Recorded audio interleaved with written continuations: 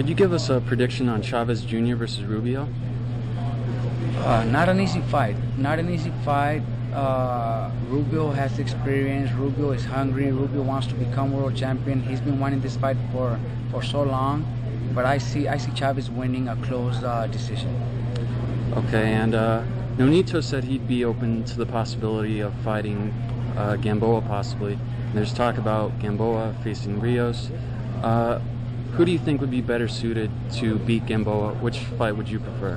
You know what, Nonito's ready to fight anybody. He's a fighter. Brandon, we can't, everybody knows he'll fight anybody. So it's all up to Top Rank, Cameron Duncan to make those decisions for us.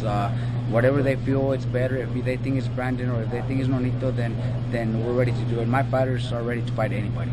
Okay, thanks. Thank you. There's an open workout here in Las Vegas. What are your thoughts? It's almost, the big day is less than, exactly a week away now before the fight with Vazquez. That is right. We're a week away right now. We're just getting the last couple of days of training just to maintain weight, maintain his condition. But we had great training camp, great sparring partners, and everything's as planned. And we reported yesterday that Vazquez is 131.6 pounds with over the limit that Puerto Rico allows. Looks like he's got about 10 pounds to lose, and he's struggling. Do you have any comments or thoughts on that? Not at all. There's fighters that lose 15 pounds the 2 days before the weigh-in. It's not healthy, but that's not my concern. It was in Puerto Rico. Nonito didn't have to weigh in. I don't know why. So it could be real. It could be false. So we could think we're gonna have an easy fight and take it light. But no, we're training for the best Vazquez, and we expect a great fight and Vazquez to come in at his best. Because of that, what happened, your thought process might be, this guy's going to fade out in the last rounds because he's going to kill himself to make the weight. You think maybe they might just be throwing that out there kind of like a smokescreen? It's a possibility.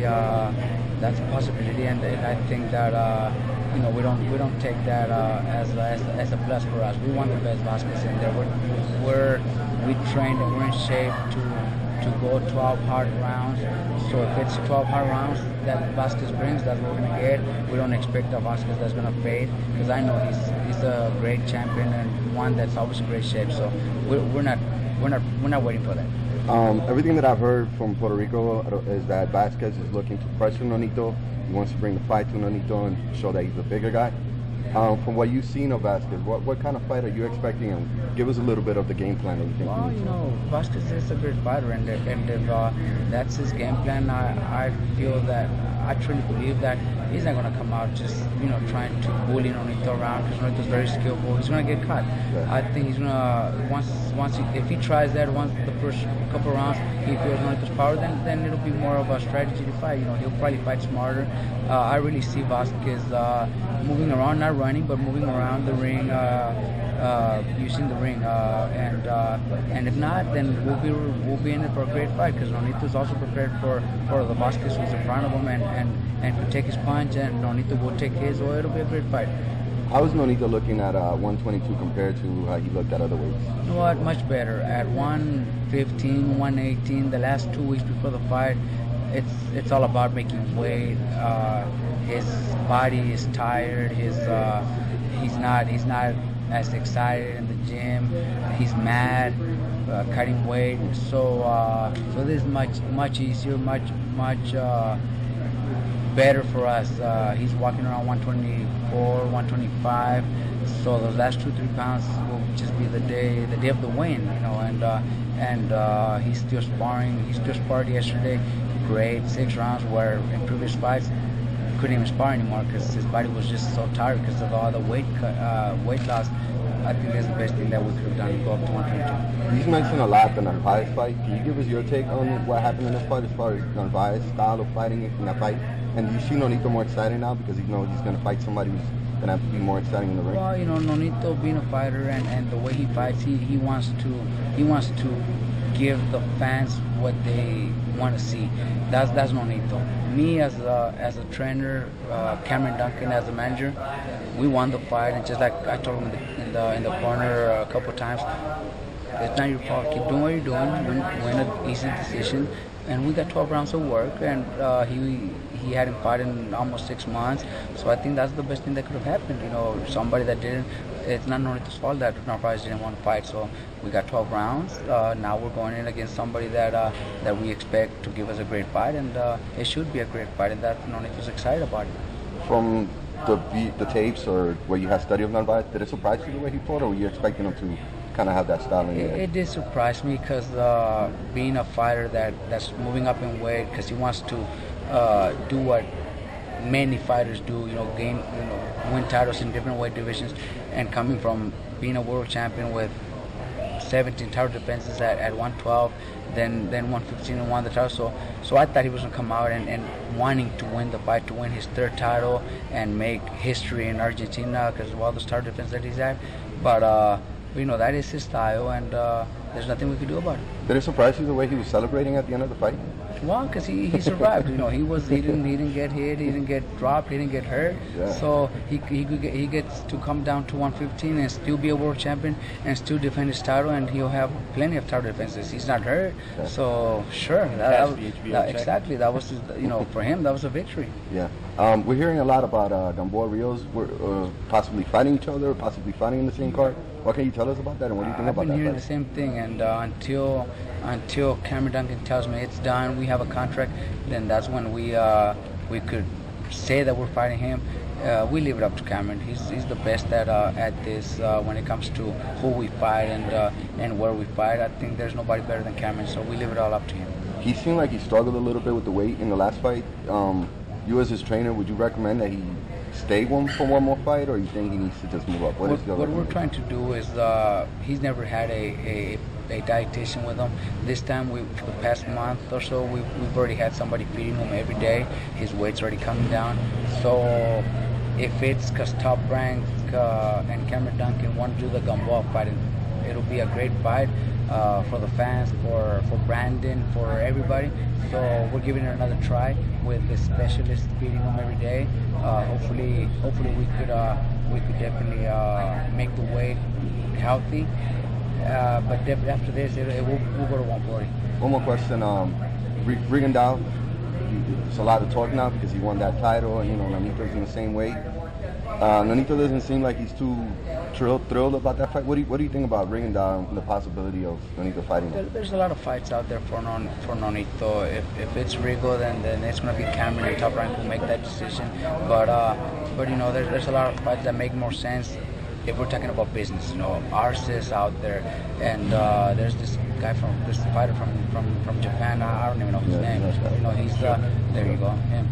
Those are fights that I think when it comes to business make more sense than Rigo. Rigo eventually, we'll probably fight him eventually, but it'll be maybe 3-4 fights from now. He also has to make a name for himself, not because he beat Rico Ramos. That means he's already up there. He is a world champion, but there's a few fights that he needs before he could be in this position to challenge Nonito. Hey Robert, how's training with Kelly Pavlik going? And who reached out to who? It's actually going pretty good. Kelly's is a fighter that brings fun into the gym. That's the first thing Cameron told me. Be ready, because he's really quiet. He doesn't have fun. He's basically a fighter that just comes and does his job and leaves. And it's sort of the opposite. He's enjoying training camp. He's having fun with the guys in the gym. He's enjoying it. So that's a plus for us. He'll be ready for whenever Top Rank gives him something to come back. But it was Cameron Duncan who told me, and I know that they had a meeting in New York October 22nd when I went to fight them to talk about that, and Kelly accepted it. And when we met here in Oxnard, the first thing I asked him was, why are you here? And he answered exactly what I wanted to hear. He wants to come back to the top. He wants to be world champion again.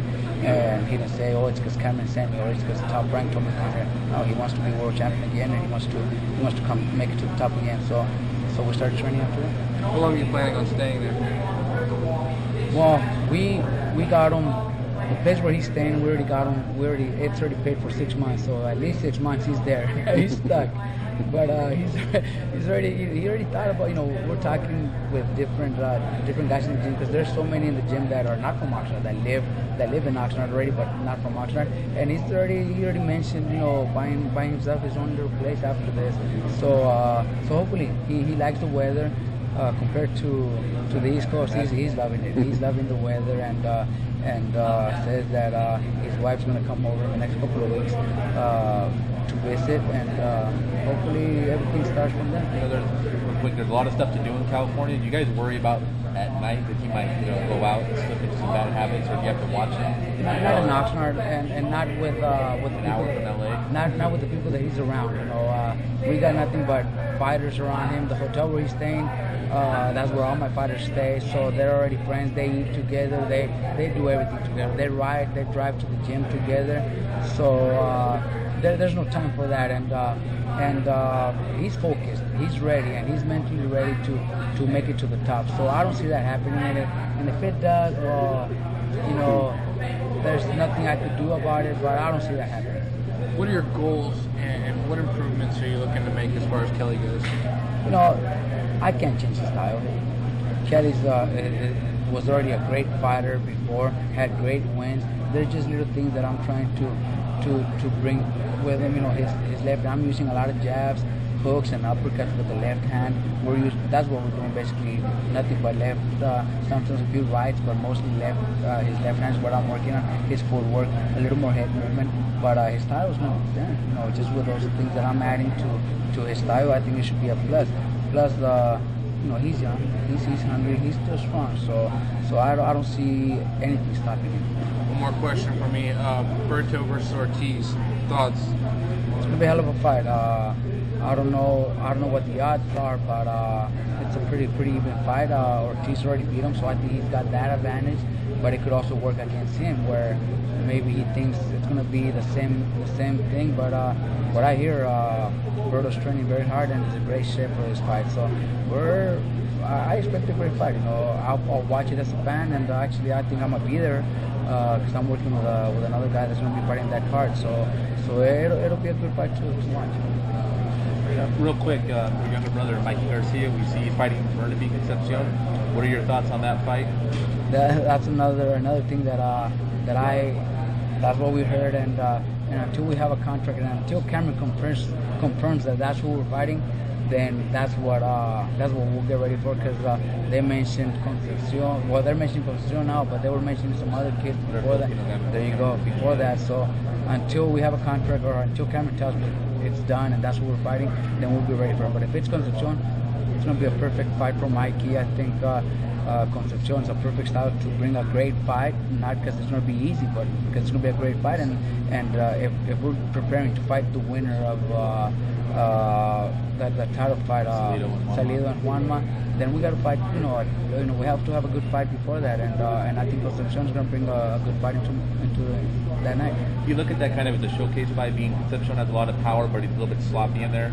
Where I've seen some of his fights where sometimes it seems like he completes and misses where he's aiming, and he's going to leave himself, set for Mikey's counter punches. Oh, and if that's what happens, then it's going to be an easy fight for Mikey. I'll tell you that, because Mikey's very smart, and he doesn't miss many punches. And if it's Concepcion that comes in swinging wild, and Mikey makes a miss, then it'll be an easy fight. But we also got to be ready for Concepcion. He's got experience, and he has power. So we got to train hard, and we got to be ready for him. You have a message for the fans out there? Hey, fans of Puerto Rico, man, can't wait to be there. I know I've been there a couple times, and it's a great country. So it's going to be fun being there, and everybody else, thanks for all the support you guys give me, not only to me but to all my fighters.